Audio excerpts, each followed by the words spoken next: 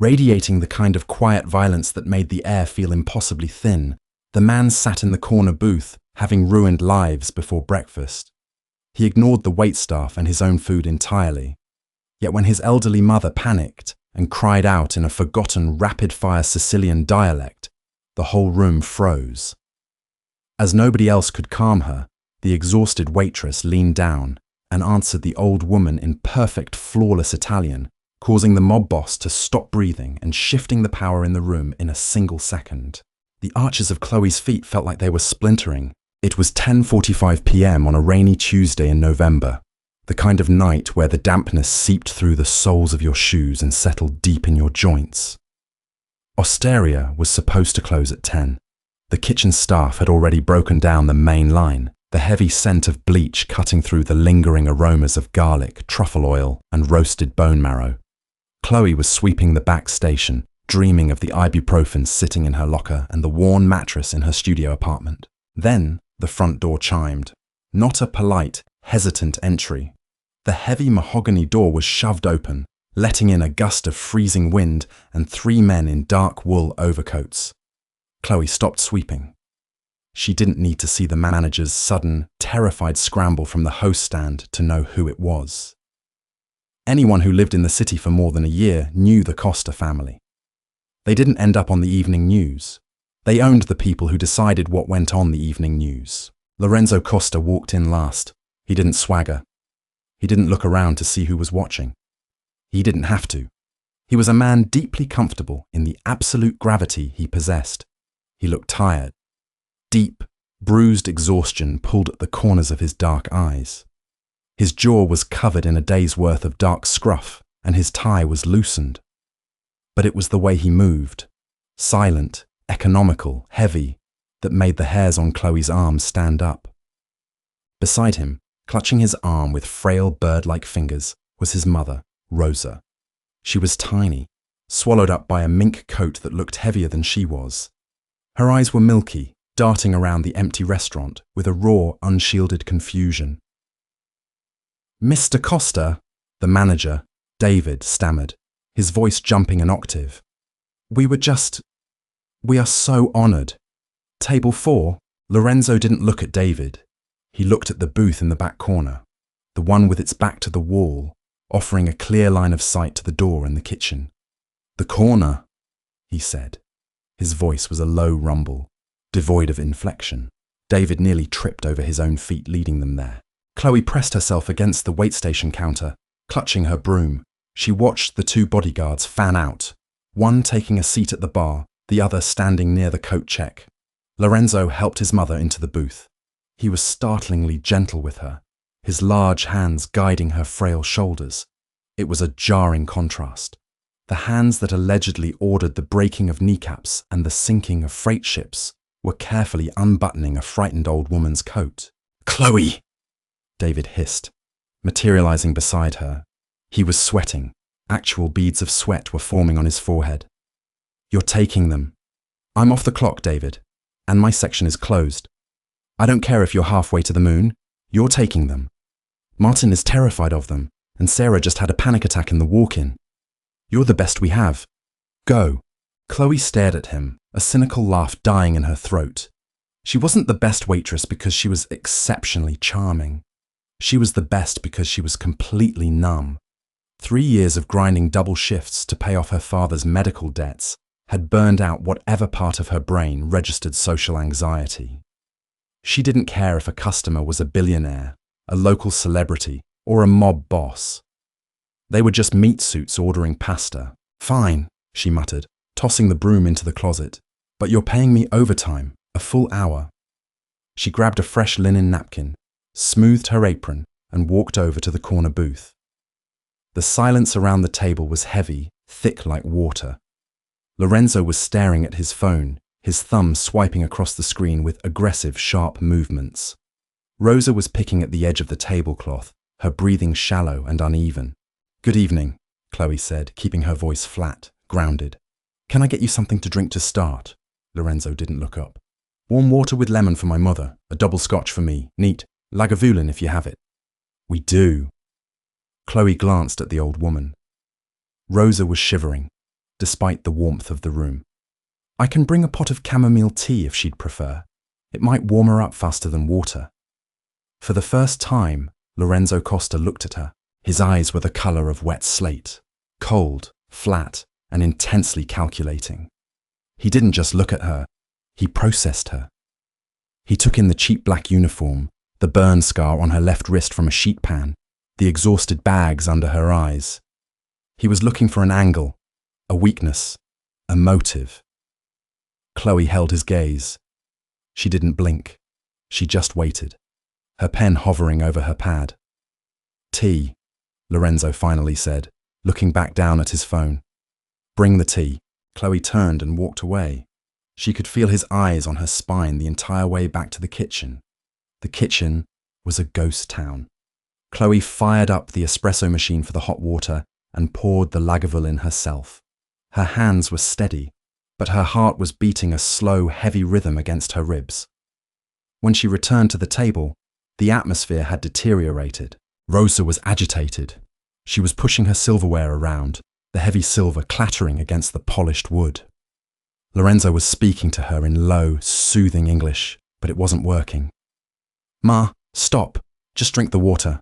The food is coming." "Non lo voglio," Rosa snapped, her voice surprisingly loud, trembling with a sudden, fierce panic. "Questo posto è freddo.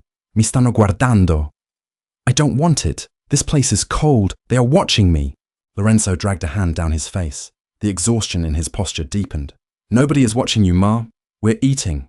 Just sit still." He didn't speak Italian. Chloe realized it instantly. He knew a few words, maybe enough to curse or order a meal, but he didn't speak the language of his mother's childhood. As Rosa's dementia worsened, she was retreating into the past, losing her English, reverting to the Sicilian dialect she hadn't used daily in 50 years. "Voglio andare a casa," Rosa cried out, her frail hands gripping the edge of the table. "Non conosci questo posto. Il ragù è sbagliato. Tutto è sbagliato." "I want to go home. You don't know this place. The sauce is wrong. Everything is wrong." The bodyguard at the bar shifted, his hand moving subconsciously toward his jacket. David, the manager, was watching from the host stand, looking like he was ready to faint. Lorenzo's jaw tightened. The quiet violence that always simmered just beneath his skin began to rise. He hated feeling helpless. A man who controlled the city's docks, the unions, and half the politicians couldn't even comfort his own mother. "I said, enough," Lorenzo ordered, his voice dropping to a dangerous, gravelly register. It was the wrong move. Rosa recoiled, her eyes widening in genuine terror. She didn't see her son anymore. She saw a large, angry man in a dark suit. She began to hyperventilate, her chest heaving, tears welling in her milky eyes. She started speaking faster, a stream of panicked, broken Italian that even a native speaker would struggle to pass. Chloe stood at the edge of the table holding the tray. She wasn't supposed to get involved. The golden rule of waiting on the Mafia was invisibility. You pour the wine, you serve the food, you vanish. You do not intervene in family drama. But Chloe looked at Rosa. She didn't see a mobster's mother. She saw her own nonna. She saw the same terrified confusion, the same desperation of a mind betraying itself, trapped in a world that suddenly looked foreign and hostile. Before her brain could scream at her to stop, Chloe stepped forward. She set the tray down on the edge of the table. She ignored Lorenzo entirely. She crouched down so she was at eye level with the trembling old woman. "Signora Costa," Chloe said softly. Lorenzo's head snapped toward her. His eyes darkened. "What the hell are you doing? Step back." Chloe ignored him. She kept her eyes locked on Rosa. She reached out, her movements slow and deliberate, and gently placed her hand over Rosa's shaking, blue-veined fingers. "Signora," Chloe repeated, her voice dropping into a warm, melodic cadence. "Va tutto bene. Siete al sicuro qui. Nessuno vi farà del male. It's all right. You are safe here. No one will hurt you." The silence that fell over the table was absolute. The clattering of silverware stopped.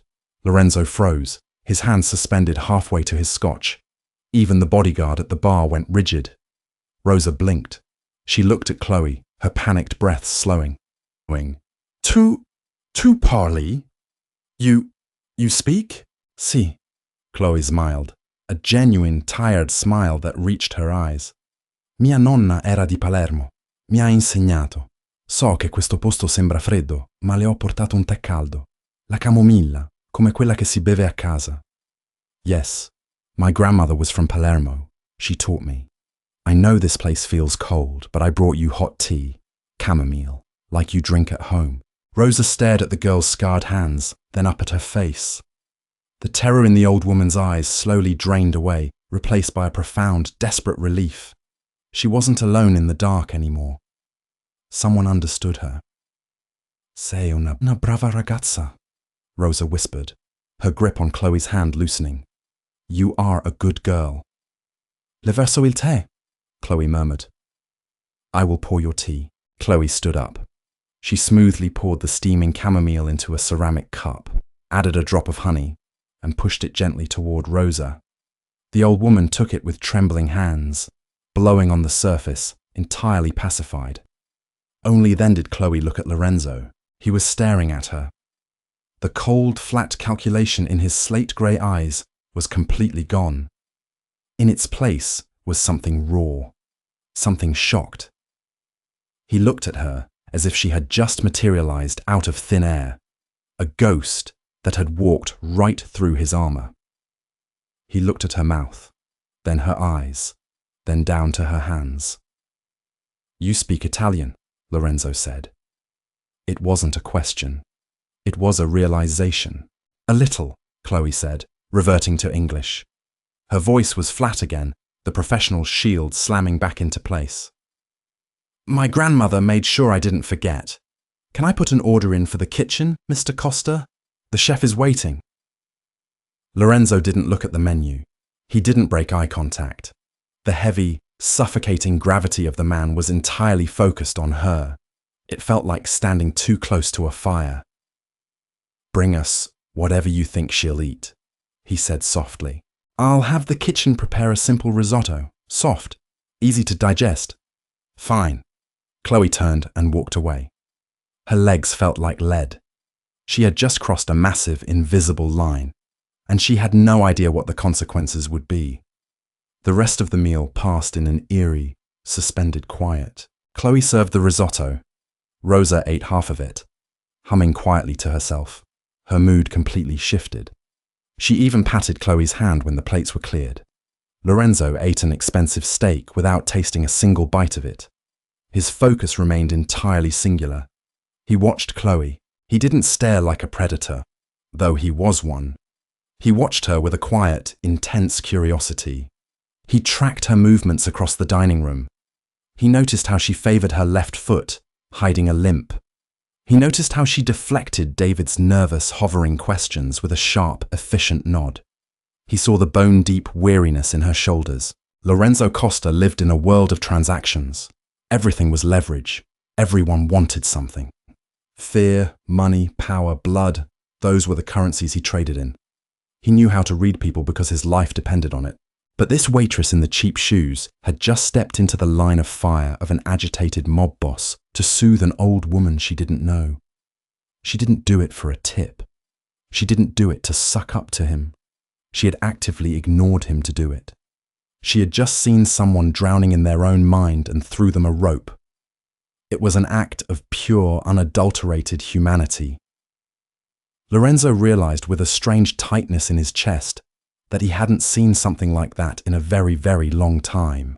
At midnight, Lorenzo signaled for the check. Chloe brought the black leather booklet and set it down. Whenever you're ready. Lorenzo didn't reach for his wallet. He leaned back against the leather booth, studying her. The restaurant was completely empty now. The silence was thick, pressing in on them. What's your name? Lorenzo asked. Chloe. Just Chloe? Just Chloe. Lorenzo nodded slowly. You handled my mother well, Chloe. Most people get terrified when she starts yelling. They think she's crazy. She's not crazy, Chloe said, her voice surprisingly firm. She's just trapped.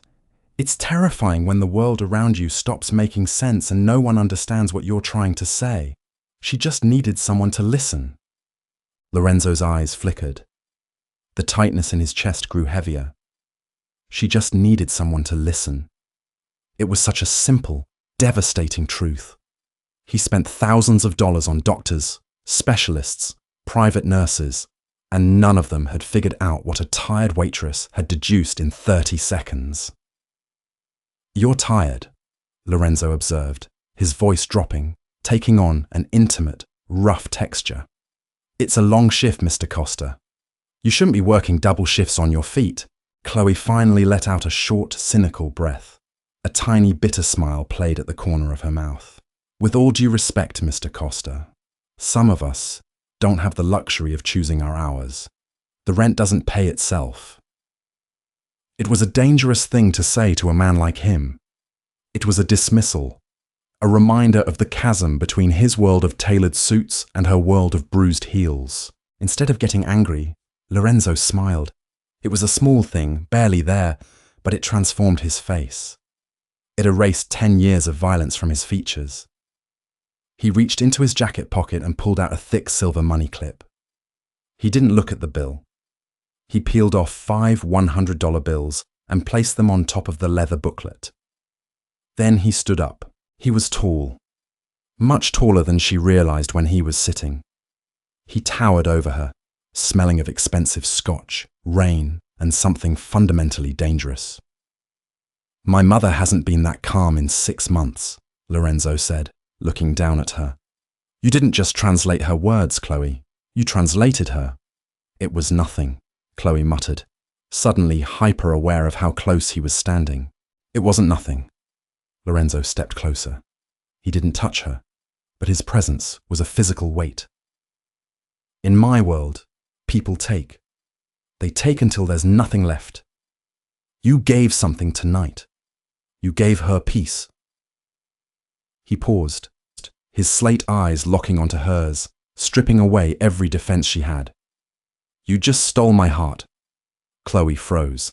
The air left her lungs. He didn't say it like a cheesy pickup line. He didn't say it with a smirk. He said it with the grim, fatalistic tone of a man stating an absolute, inescapable fact. It sounded like a confession. It sounded like a threat. Lorenzo turned and helped his mother out of the booth. Rosa smiled at Chloe, waving a frail hand. "Ciao, Bella." "Ciao, signora," Chloe managed to whisper. Lorenzo guided his mother toward the door. The bodyguards fell in step behind them. Before he stepped out into the freezing rain, Lorenzo stopped. He looked back over his shoulder, his eyes finding Chloe standing alone in the dim light of the empty restaurant. "I'll see you soon, Chloe," Lorenzo said. The door clicked shut. The cold draft swept through the room. Chloe stood frozen by the table, staring at the $500 sitting on the black leather. She knew she should be thrilled. It was half her rent.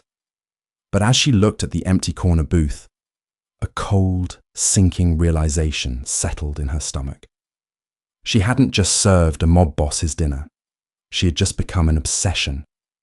The $500 didn't buy Chloe a new life. It bought her exactly 12 days of breathing room. She stood in the fluorescent glare of her kitchen at 3 a.m., the cheap linoleum cold against her bare feet. She systematically fed the money into the maw of her father's medical debts. $200 to the pharmacy for his heart medication. $150 to the physical therapist who threatened to drop him. The remaining $150 went to the payday loan company that had been calling her cell phone 6 times a day. The money was gone in 15 minutes. The crushing weight on her chest barely lightened. For the next 8 days, Chloe waited for the other shoe to drop. She jumped every time the bell above the Asteria's heavy wooden door chimed. She memorized the faces of the men in dark suits who walked past the windows. She barely slept, her mind replaying Lorenzo Costa's voice. "You just stole my heart." It sounded like a sentence handed down by a judge, but Lorenzo didn't show up. Not on Wednesday. Not on the weekend. By the second week, Chloe's deeply ingrained cynicism began to reassert itself. She told herself she had imagined the intensity of the moment. Men like Lorenzo Costa didn't fixate on tired waitresses with split ends and burn scars. He had been emotionally compromised by his mother's episode. He threw money at the problem because that was how men in his tax bracket processed gratitude. He was probably halfway across the world by now, or busy running his empire from a penthouse, completely oblivious to her existence. She was safe. She believed that right up until Thursday night. The dinner rush had just broken. The dining room was half empty, the clatter of plates giving way to the low hum of jazz from the overhead speakers. Chloe was wiping down table 6, her mind blank, operating on the pure muscle memory of a 6-day workweek. Chloe, it was David. The manager was standing at the end of the aisle. He wasn't sweating this time. He just looked pale, entirely resigned. He pointed a trembling finger toward the back of the room. Chloe turned around. Lorenzo Costa was sitting in the corner booth. He was alone. No bodyguards hovering in the periphery. No fragile mother beside him.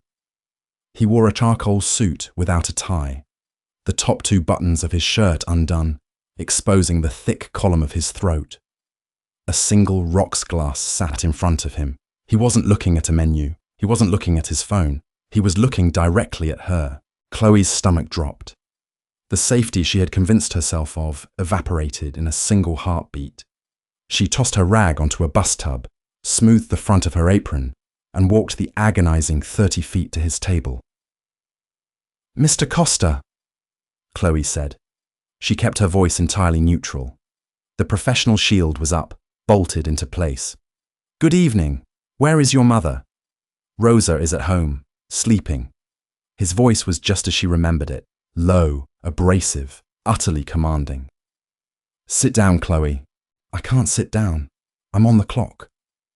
"I bought out the rest of your section for the night," Lorenzo said casually. He took a slow sip of his drink. The ice clinked against the crystal. "David has been compensated. You are off the clock." Chloe stared at him. She looked over at the host stand. David was suddenly very busy arranging menus, pointedly avoiding her gaze. "You can't just buy my section," Chloe said, her voice dropping to a harsh whisper. Anger, hot and bright, finally pierced through her exhaustion. "I am not a piece of real estate." Lorenzo didn't blink. He just gestured to the leather bench opposite him. "Sit." She didn't want to. Every survival instinct she possessed screamed at her to walk into the kitchen, clock out, and run. But you didn't run from a man who owned the pavement you walked on. Slowly, reluctantly, Chloe slid into the booth. She sat on the very edge of the seat, her back ramrod straight. "You didn't cash the check," Lorenzo said. Chloe frowned. "What check?" "The one my office sent to your apartment 3 days ago." A cold spike of adrenaline hit her bloodstream. "You know where I live?" "I know a lot of things." Lorenzo set his glass down. The amusement left his face, replaced by that heavy, calculating stare. "You live in a 4th-floor walk-up in the South Ward. The heating pipe in your building has been broken since October. You work 60 hours a week here and another 20 doing inventory at a hardware store on weekends. Your father is at the Oak Creek Care Facility. He has Lewy body dementia." Chloe's breath hitched, her hands resting in her lap, curled into tight fists. The anger was entirely swallowed by terror. "Did you investigate me?" "I don't let people near my mother without knowing exactly who they are," Lorenzo said, entirely unapologetic. "And I don't make promises I don't intend to keep. I told you I would see you soon." "I helped your mother out of basic human decency," Chloe said, her voice trembling slightly before she forced it steady. "I didn't ask for a background check, and I definitely didn't ask for money. You need money. That's none of your business." Lorenzo leaned forward. The air between them instantly compressed. He was so close she could smell him.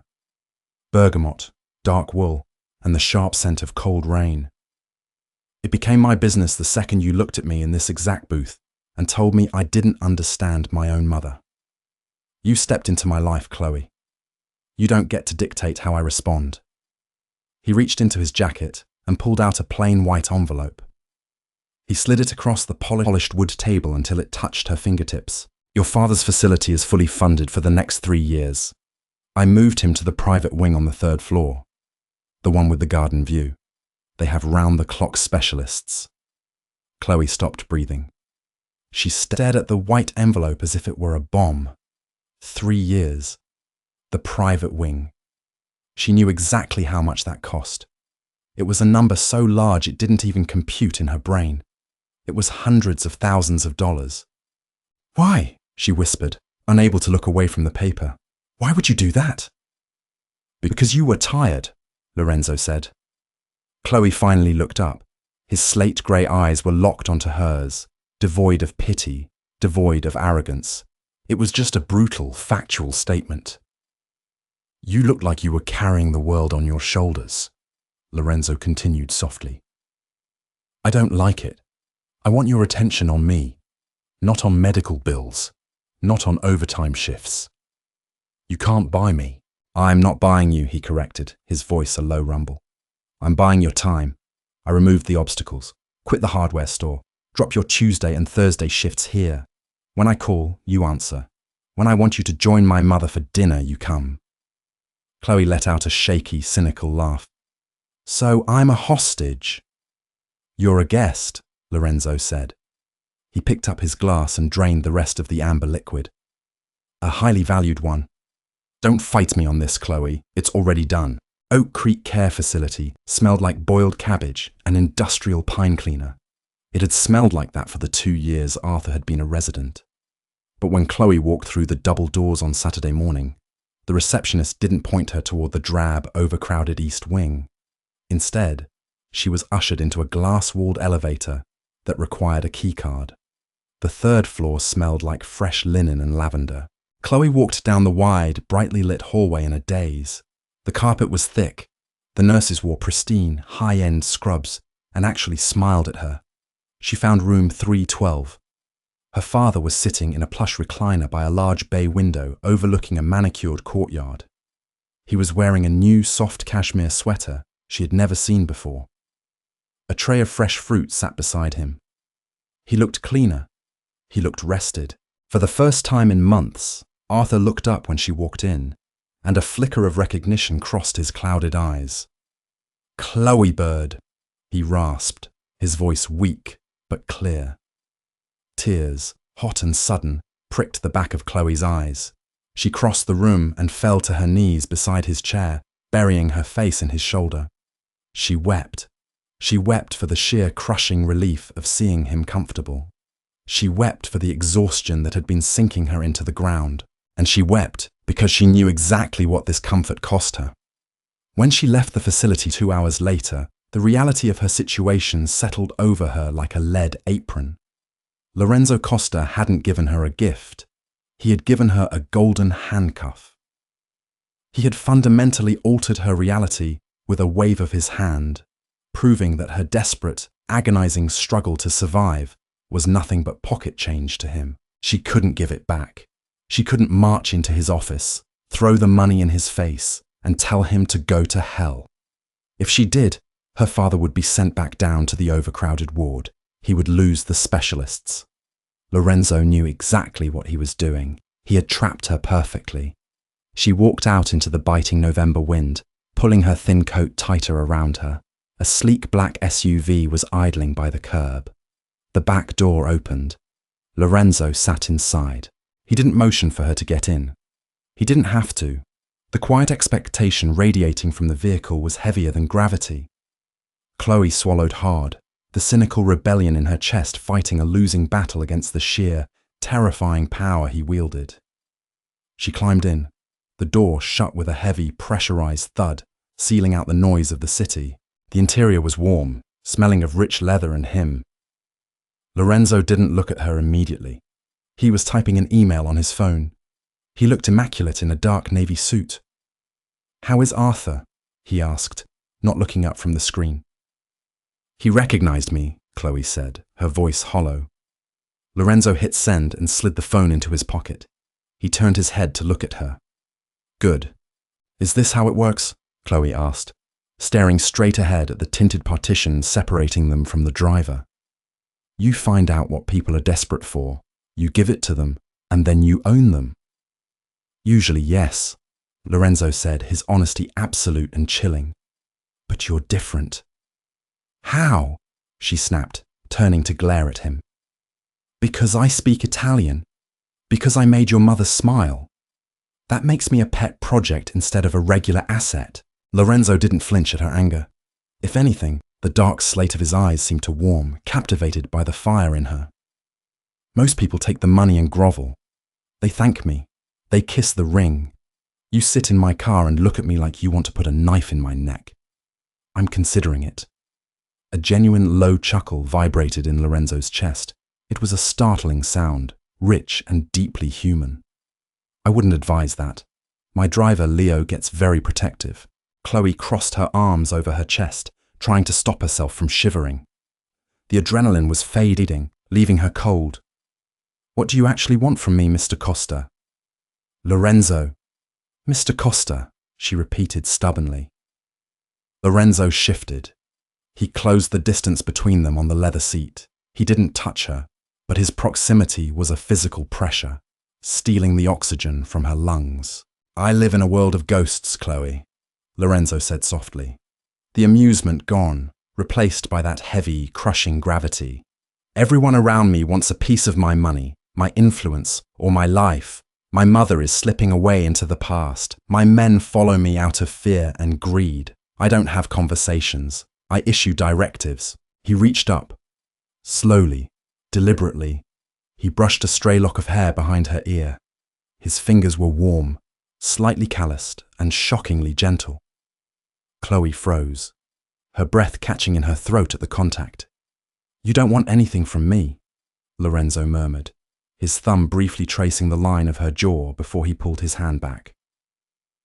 You looked at me in that restaurant and saw a nuisance, a man interrupting your shift. It was the most honest interaction I've had in a decade. So you bought my father's healthcare to force me to hang out with you.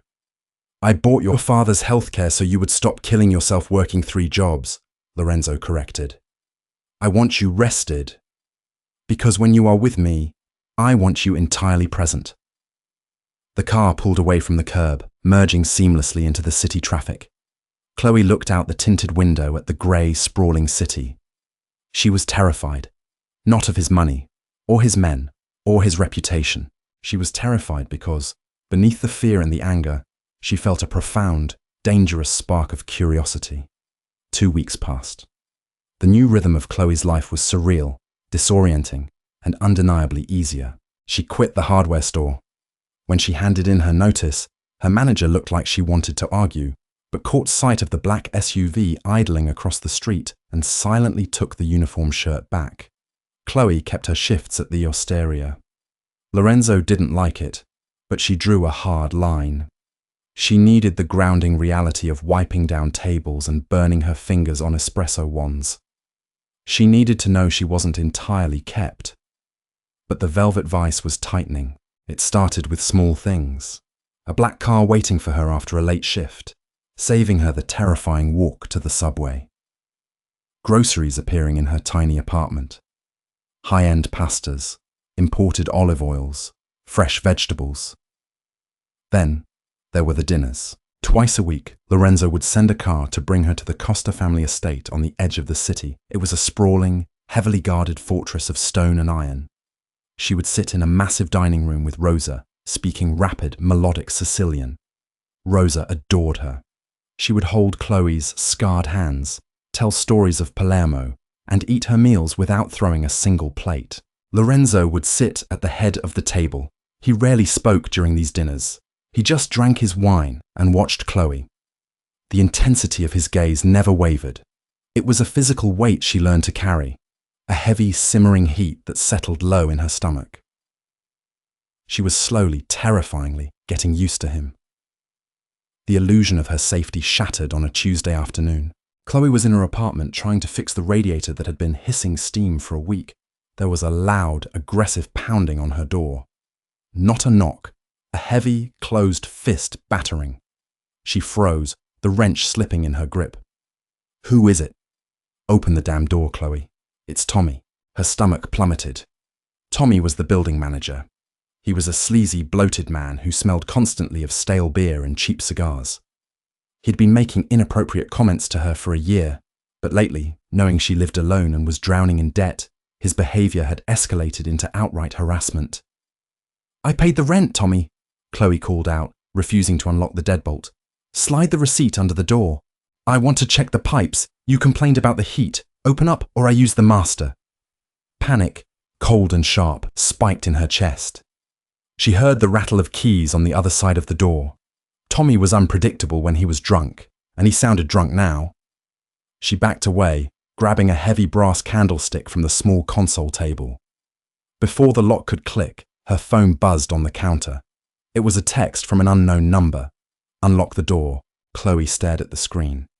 She knew exactly who it was.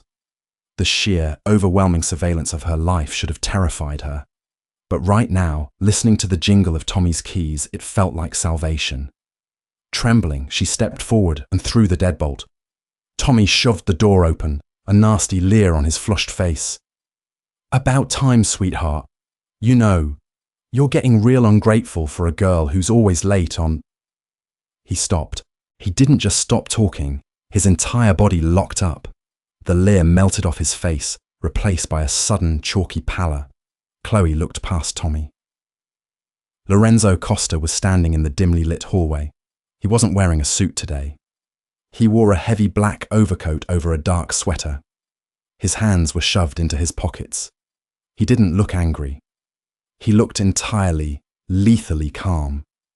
Behind him, massive and silent, stood Leo, his driver. "Tommy," Lorenzo said. His voice was quiet. It barely echoed in the narrow hallway. Tommy swallowed hard. The sound was audible in the silent apartment. "Mr. Costa, I didn't know you had business in this building. I'm just the manager, doing a maintenance check." Lorenzo slowly pulled his hands out of his pockets. He took a single step into the apartment, forcing Tommy to stumble backward into the cramped living room. "You aren't going to do maintenance checks here anymore," Lorenzo said gently. "In fact, you aren't going to be the manager of this building anymore. The deed was transferred to a holding company I owned 20 minutes ago." Tommy started to sweat. "Mr. Costa, I swear, I know exactly what you were doing." Lorenzo cut him off, the softness in his voice vanishing, replaced by cold steel. "You have 30 minutes to clear your things out of the basement office. If I ever see you within a 5-mile radius of this building, or this woman, again, Leo is going to take you for a very long drive." Tommy didn't argue. He didn't defend himself. He simply nodded, his eyes wide with absolute primal fear, and scrambled out the door, nearly tripping over his own feet to get past Leo. The door clicked shut behind him. The silence left in the apartment was deafening. Chloe stood by the counter, her hands shaking so badly she had to put the candlestick down. Lorenzo looked around the tiny, freezing apartment. He looked at the peeling paint, the worn couch, the hissing radiator. The cold calculation in his eyes softened as he looked back at her. "Are you hurt?" he asked, his voice returning to that low, rough rumble. "No," Chloe breathed. "How did you know?" "I have men watching the street. They called me when they saw him heading up with a master key." Lorenzo stepped closer. He reached out, taking her shaking hands in his large, warm ones. "I told you, Chloe, I remove obstacles." Chloe looked down at his hands, the hands that could casually buy a building just to fire a creep, the hands that dictated life and death in the city. They were holding hers with the kind of care usually reserved for spun glass. "You can't just buy my building," she whispered, the fight completely drained out of her. "I can," Lorenzo said. He stepped into her space. The scent of bergamot and rain surrounded her. "And I will buy the next one, and the one after that. I will pave the whole damn city if it means you can walk safely." He reached up, cupping her face. His thumb stroked her cheekbone. It wasn't a threat this time. It was a promise. Chloe looked up into his slate grey eyes. The cynicism that had protected her for years was fracturing, breaking apart under the sheer, unyielding weight of his protection. She was standing in the center of the storm, and for the first time in her life, she didn't want to run. She leaned just a fraction of an inch into his palm. Lorenzo let out a ragged breath. The control he wielded so effortlessly slipped, just for a second, revealing the starving man underneath. "Pack a bag," he ordered softly, his eyes dropping to her mouth. Why? Because the heat in this building is broken and you're shivering, Lorenzo said. And because I am done pretending I can sleep when you aren't under my roof. Chloe didn't pack much. She stood in the center of her freezing bedroom, the hissing radiator finally silent, and looked at the sum total of her 26 years on Earth. When a man who owned half the city told you to pack a bag, the reality of your poverty came into sharp, humiliating focus. She grabbed a faded canvas duffel from the top of her closet. Into it went the bare minimum. 3 sets of faded black restaurant uniforms, a battered paperback copy of The Count of Monte Cristo she bought at a thrift store, her grandmother's tarnished silver rosary, a half-empty bottle of generic ibuprofen, 2 pairs of jeans and a handful of worn sweaters. Lorenzo stood in the doorway, watching her. He didn't offer to help. He didn't make a comment about the meager pile of belongings. He just watched her fold her old clothes with a quiet, intense reverence, as if he were witnessing a religious ritual. When she zipped the bag, he took it from her hand. The canvas looked absurdly small against his broad, wool-clad shoulder. Is this it? Lorenzo asked. It's all I need, Chloe said. She looked around the dingy room one last time. There was no nostalgia, just a heavy, bone-deep relief that she would never have to sleep in 2 pairs of socks to keep her toes from going numb again. The drive to the Costa estate was silent. The city lights blurred through the tinted bulletproof glass of the SUV. The rain had turned to sleet, drumming a frantic rhythm against the roof. Chloe sat close to the door, staring out into the dark. Lorenzo sat on the opposite side, giving her space. It was a tactical retreat. He had pushed his way into her apartment, eliminated a threat, and claimed her. Now he was letting the dust settle. The estate gates opened seamlessly. The tires crunched over the gravel driveway, stopping in front of the massive stone portico. Leo opened the door. The freezing air rushed in, but before Chloe could shiver, Lorenzo's heavy wool overcoat was draped over her shoulders. It dwarfed her, smelling intensely of bergamot and danger. She didn't fight it. She pulled the lapels tighter around her neck. Inside, the house was a fortress of silent, sprawling luxury.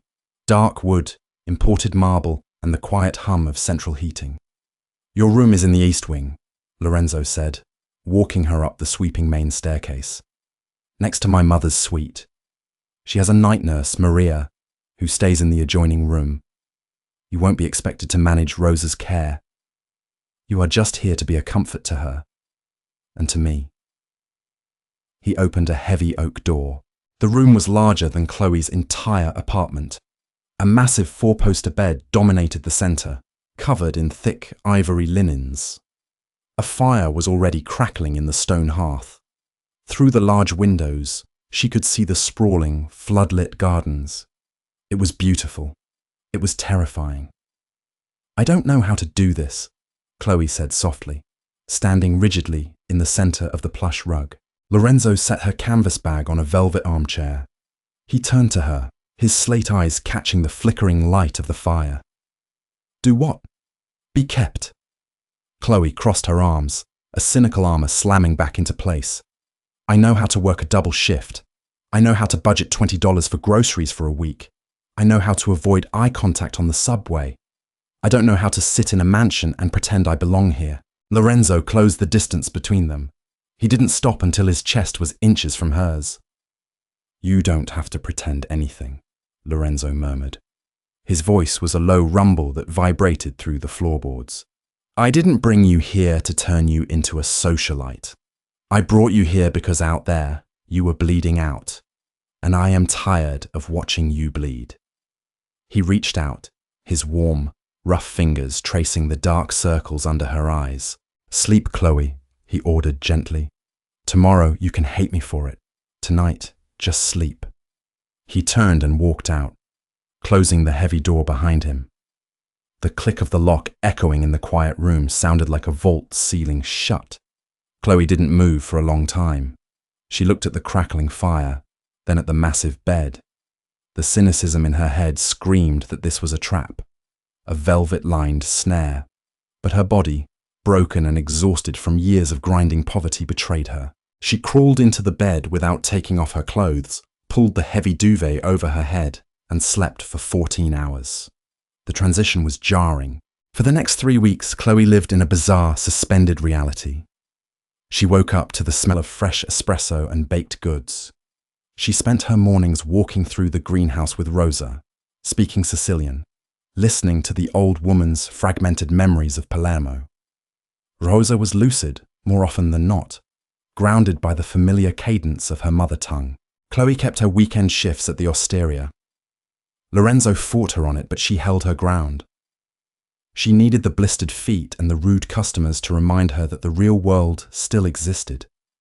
But the real world, she was beginning to realize, was entirely subjective. She sat at the massive mahogany dining table one evening, waiting for Lorenzo to come down for dinner. He had been locked in his study all day with his capos.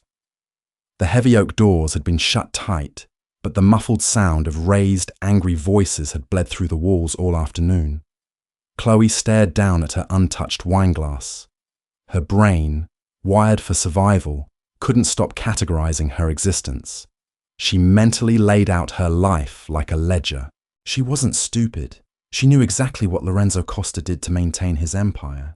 She knew the money that paid for her father's private nurses, and the silk sheets on her bed was soaked in blood. The cognitive dissonance was deafening. She was sleeping in the house of a monster, but the monster was the only person who had ever treated her like a human being. The dining room doors slammed open. Chloe jumped, her wineglass rattling against the wood. Lorenzo walked in. The quiet, simmering gravity that usually surrounded him was gone, replaced by a jagged, violent energy. His dark suit jacket was missing. His white dress shirt was unbuttoned at the collar, and his sleeves were rolled up past his elbows. There was a dark, wet stain spreading across the right side of his ribcage. Blood. He didn't look at her. He walked straight to the liquor cabinet, grabbed a bottle of bourbon by the neck, and poured a heavy measure into a tumbler. His hand was shaking slightly. Chloe froze. The air in the room instantly turned to ice. She watched him down the liquor in a single swallow. "Lorenzo." Her voice was a fragile whisper. He gripped the edge of the sideboard, his knuckles turning white. He kept his back to her. "Go to your room, Chloe." His voice was guttural, completely devoid of the warmth he usually reserved for her. It was the voice of the boss, the voice of a killer. Chloe stood up. Her legs felt numb. "You're bleeding." "I said, go to your room." He turned his head to look at her. The expression on his face made her breath catch. His slate eyes were black, blown wide with adrenaline and raw violence. A streak of crimson was smeared across his jaw. He didn't look like the man who gently brushed the hair behind her ear. He looked like the apex predator of a brutal, unforgiving jungle. A lesser woman would have run.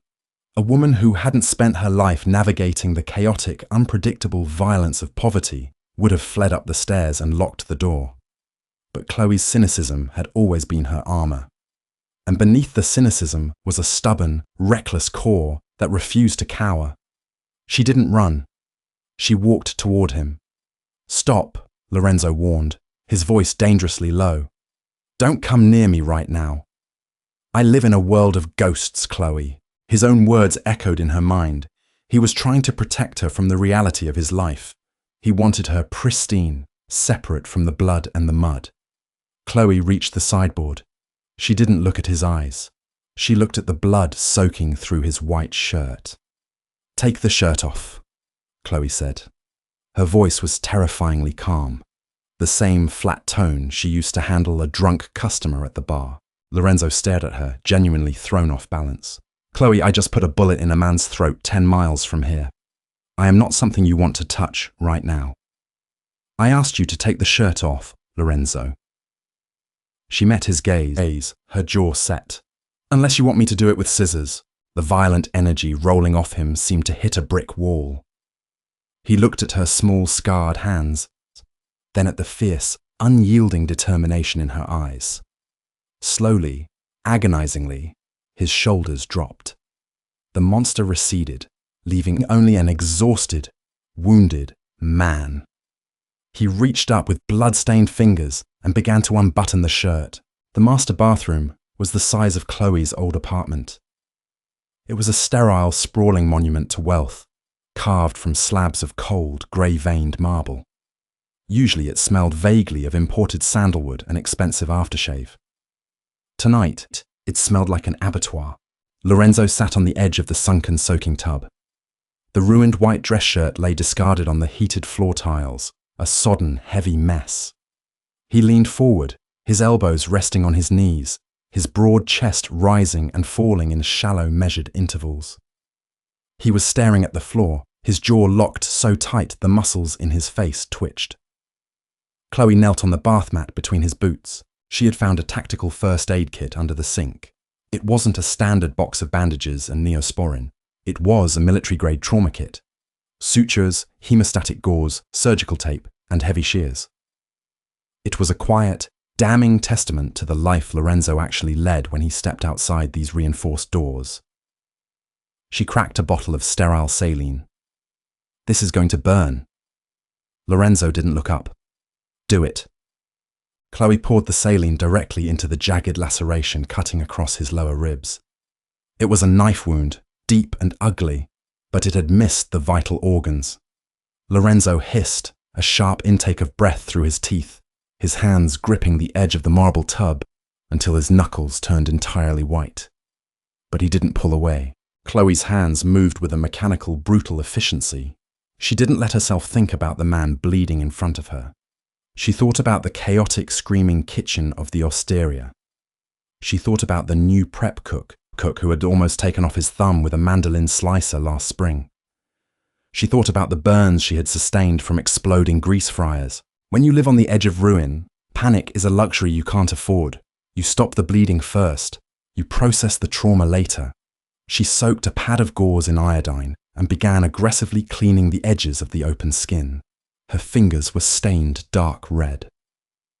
"You aren't shaking," Lorenzo noted. His voice was a gravelly rasp. It was the first thing he had said since they walked up the stairs. Chloe didn't stop wiping. "I've seen worse in commercial kitchens. Meat slicers are unforgiving, and people don't bleed out cleanly like they do in the movies. It's always messy." "This wasn't a meat slicer." "I know." She tossed the soiled gauze into a wastebasket and ripped open a pack of butterfly closures. She pressed the adhesive down on one side of the gash, using her thumb to physically drag the torn skin together before securing the other side. She did it 3 more times. Her touch was firm, clinical, entirely devoid of pity. Lorenzo watched her hands. The violent, feral energy that had possessed him downstairs was slowly bleeding out, leaving a hollow, exhausted man in its wake. He looked at the burn scar on her left wrist. He looked at the calluses on her palms. "You should be terrified of me," Lorenzo whispered. The words sounded like they were torn out of his throat. Chloe stopped. She held a roll of medical tape in her right hand. She didn't pull back. Her left hand remained resting against the warm, hard muscle of his uninjured abdomen. She could feel his heartbeat thudding against her palm. It was entirely human. She finally looked up and met his eyes. "I am," Chloe said flatly. She didn't sugarcoat it. She didn't offer him a romantic absolution. The cynicism that had kept her alive for 26 years demanded absolute honesty. "I'm terrified of what you do," she continued, her voice remarkably steady. "I'm terrified of the men who stand guard at the gate. I'm terrified of the holding companies and the dark money, and the absolute certainty that one day you might leave this house and never come back." "Then why didn't you run?" Lorenzo asked. His slate-grey eyes were blown wide, stripped of their usual calculating coldness. He looked utterly desperate for the answer. "When I walked into the dining room covered in blood." "Why didn't you lock your door?" Chloe dropped the medical tape onto the counter. She leaned back slightly, wiping a smear of blood off her own cheek with the back of her wrist. "Because before you walked into the restaurant, my entire existence was running," Chloe said. The anger that usually laced her words was gone, replaced by a profound, bone-deep fatigue. I ran from eviction notices. I ran from collection agencies. I ran from creeps like Tommy. I was running myself into the ground to keep my father in a bed that smelled like bleach and despair. She swallowed hard. The air in the bathroom suddenly felt impossibly thick. I was a ghost, Lorenzo. I was just a machine that poured coffee and scrubbed tables, but you saw me. She looked at the expensive walls surrounding them. You didn't just see a waitress. You saw someone drowning. And you didn't ask if I wanted a life raft. You just bought the ocean and drained it. A bitter, genuine smile tugged at the corner of her mouth. You're a monster, Lorenzo. But you're my monster. And for the first time in my life, I don't want to run. Lorenzo closed his eyes. A shuddering, ragged breath tore through his chest. It was the sound of a man dropping an anvil he had been carrying for 20 years. The control he exerted over the city, his men, and his own violent nature, completely fractured. He leaned forward and buried his face in the crook of her neck. His massive arms wrapped around her waist, pulling her forward until she was flush against him. He held her with a desperate, crushing strength. It wasn't the embrace of a mob boss claiming a prize. It was a drowning man finally breaking the surface of the water. He breathed in the scent of her skin like it was oxygen. Chloe didn't freeze. She didn't flinch away from the blood still clinging to his skin. She wrapped her arms around his broad, heavy shoulders. She pressed her face into his dark hair. Her hands traced the tight, knotted muscles of his back, grounding him in the present. I won't let the dark touch you, Lorenzo murmured against her collarbone, his voice vibrating against her skin. I swear it on my life, Chloe. I will burn the city down before I let it reach you. I don't need you to protect me from the dark, she whispered fiercely. Her fingers tangled in the hair at the nape of his neck, forcing him to pull back and look at her. I just need you to stand in it with me. Lorenzo looked at her. The ruthless kingmaker was gone. He looked at her mouth, then up to her eyes, silently asking for a permission he had never bothered to seek from anyone else. He kissed her. It was a collision of teeth and heat. It was clumsy, bruised, and desperate. Chloe kissed him back with the exact same ferocity, pouring every ounce of her exhaustion, her cynical relief, and her quiet, terrifying hope into the space between them. He tasted like expensive bourbon and adrenaline. Later that night, the storm broke over the estate. Chloe lay awake in the massive four-poster bed. The heavy rain battered the bulletproof glass of the windows in a steady, rhythmic drumming. Lorenzo was asleep beside her. He was lying on his uninjured side, his heavy arm draped securely across her stomach, pinning her to the mattress. His breathing was slow and even. She stared up at the dark ceiling. The velvet vice had closed completely. She was tangled in the sheets of a crime boss, tied to a world of violence and dark money. But as she listened to the steady, grounding thud of his heart against her shoulder, a strange, profound peace settled over her. He had walked into her life to buy her time. He had no idea she had just claimed his soul. That's the end of Chloe and Lorenzo's story. When you spend your whole life running from the monsters in the dark, sometimes the only way to survive is to tame the biggest one. If this grounded, gritty look into the Costa family gripped you, do me a favor and hit that like button. Share this with your fellow dark romance readers who know the best love stories don't always start with a white knight in shining armor. And don't forget to subscribe so you never miss our next intense chapter. The world is dark, but our stories don't have to be boring. See you next time.